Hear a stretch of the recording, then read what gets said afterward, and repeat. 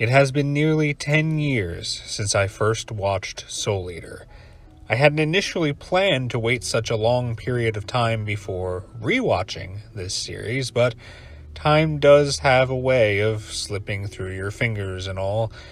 It didn't help that I often struggle to work up the drive to rewatch shows, usually preferring to find new anime to watch rather than revisiting ones I've already seen.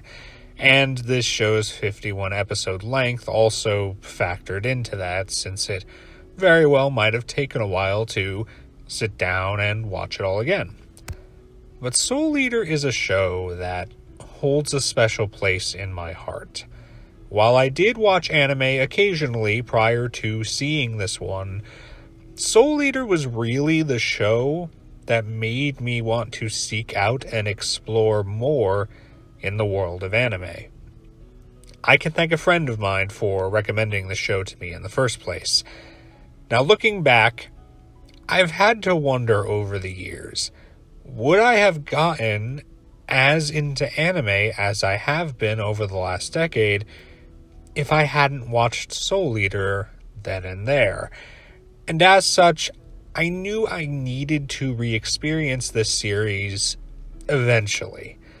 And as the 10-year mark, as well as Halloween, were quickly approaching, I figured this was the time to finally watch Soul Eater again.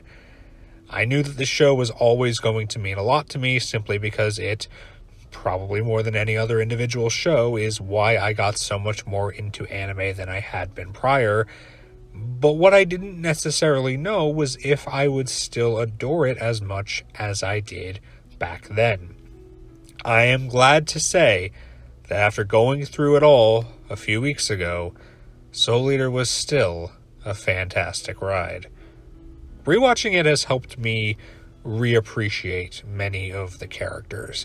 They're all so fun and quirky that I genuinely feel this series contains some of the best characterization you can find in anime. Their various qualities and quips never seem to get old, but also never fade into the background. They have a good balance among their personality traits and manage to stand out, even if some of them don't really develop too much over the course of the series. Now, one could certainly consider these traits to just be gimmicks and nothing more than that, but I think unlike some other shows, Soul Eater doesn't allow the majority of its characters to become one note. Even if they get introduced with one main quality, we do get deeper insight into their overall personalities as time goes on. These fun and memorable characters more than transcend whatever their initial gimmick was by the end of the series.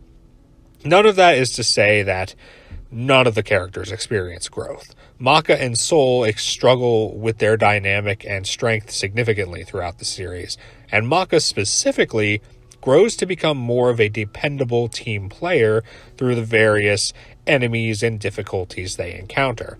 Stein, who is a very underappreciated character, contends with his own tendencies for madness and gets major time in the spotlight to explore his mental state and attempts to stay firmly in control. Even the boastful, cocky, and perhaps annoying to some, Black Star deals with his own ambitions of grandeur and inability to reach such lofty goals at certain points in the story. The characters, by and large, are just a real treat to watch, whether they're being comedic, serious, or even both. And of course, who could forget the best character of all, Excalibur? Now, I know some people really do not like Excalibur, and some find he's even more annoying than Black Star can be, but I never felt like he was used too often or too unintentionally obnoxiously. Like, he's supposed to be annoying. That's the joke, that none of the characters can stand him. But he's used sparingly enough here and there that when he does show up, I think it's genuinely a treat. It's fun. Those are enjoyable episodes. And I know not everyone's going to agree with me with that, and that's fine. but I like Excalibur. I think he's worth all of the praise he gives himself, so to speak. I also want to acknowledge the general atmosphere of Soul Eater. I love the settings and art design that the various locations we see have. They manage to merge a sort of over-the-top and somewhat exaggerated style with a genuinely creepy and nightly aesthetic, and I really adore it. It's just another way in which this show strikes a strong balance amongst the qualities it wants to show off, in this case with the art and setting and backgrounds, etc. The animation in general is also very strong, both when static and in the myriad of action scenes we get across these 51 episodes. The fight choreography is generally very well done, and one of my favorite aspects ends up being really just whenever Maka is swinging Soul around in his scythe form. It's just, I don't know, it's very satisfying to watch her move the weapon all over the place. She does it very often, like I think basically every time she uses Soul, so I don't know, I always really liked it. And as someone who, like, isn't as impressed or hyped up to see just shonen action battles as others, like, inherently, I really appreciated that Soul Eater was able to make me really get into these fights, how they were animated and how they played out. It made me care, whereas other shows might not have. Now, yes, we have to inevitably talk about the ending, which many know is indeed anime original. In fact, the last 12, 11 episodes diverge from the source material to tell their own conclusion. This has caused many to call for a Soul Eater Brotherhood to adapt the entirety of the manga now that it has since concluded. And, especially when Bones, who animated both Fullmetal Alchemist, including Brotherhood, also animated this series.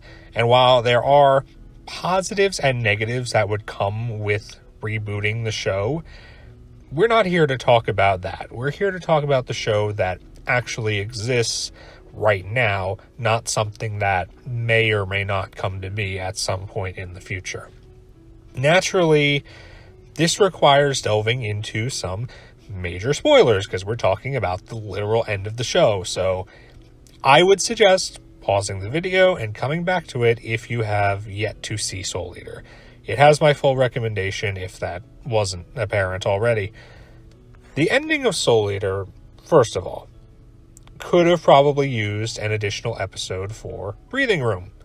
Many of the side villains are still free and running around by the end, and while it makes sense as to why they are, I can't help but feel mildly unsatisfied that they didn't get more conclusive resolutions than just leaving the big battlefield at the end. Like, you didn't need to put them all in custody or take their souls or anything like that, but like, what are they going to do now? What will Mosquito and Giriko try to do with Arachnophobia now that Arachne's gone? Will they try to rebuild it? Will they just go into hiding? Will they join other factions? Will they team up with another witch? Like, what are they going to do? What will Erika, Free, and the Mizunes do without Medusa to order them around? Assuming Medusa is actually gone, because obviously she's died once before, so who knows if she's actually dead by the end of the series. It just, like, it would have been nice to get a more proper send-off for these characters. Even if they were just side villains, it would have felt more conclusive if that had been done. And, many characters in general could have gotten a more detailed resolution to their stories had there been just one more episode. But, as it is, we'll just have to settle for the kind of compilation we get at the very end, which is nice. It does give us enough for a lot of the characters. I just wish that there was more. It would have made things feel a little more satisfying than they did. Nevertheless, I still think the ending overall is a solid culmination of what the show had been building up to little by little, especially with regards to Ashura the Kishin. The Kishin believed, with every fiber of his being, right? That madness was the only way to overcome fear. So seeing someone without fear, like Maka, who wasn't filled with madness either, just did not make any sense to him, right? He thinks the only way you can't have fear is madness. That's why he wants to spread madness. So for Maka to not be mad, but also not have fear, it completely broke him, right? It was something that contradicted the code of his ideology that he spent literal centuries thinking about while trapped within his own skin. It broke him. It made him feel fear, despite thinking that his madness had completely eliminated it.